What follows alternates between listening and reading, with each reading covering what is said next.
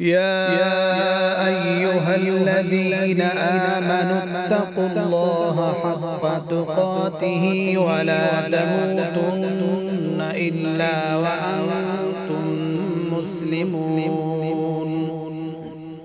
واعتصموا بحبل الله جميعا ولا تفرقوا واذكروا نعمة الله عليكم إذ كنتم أعداء فألف بين قلوبكم فأصبحتم بنعمته إخوانا وكنتم على شفا حفرة من النار فأنقذكم منها كذلك يبين الله لكم آياته لعلكم تهتدون ولتكن منكم أمة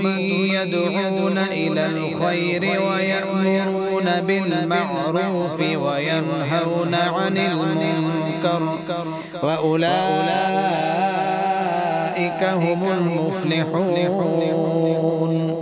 ولا تكونوا كالذين تفرقوا واختلفوا من بعد ما جاءهم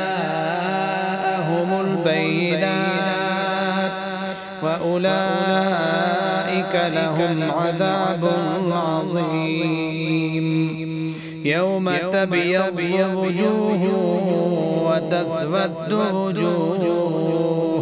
فأما الذين اسودت وجوههم أكفرتم بعد إيمانكم فذوقوا العذاب بما كنتم تكفرون وأما الذين ابيضت وجوههم ففي رحمة الله هم فيها خالدون تلك آيات الله نتلوها عليك بالحق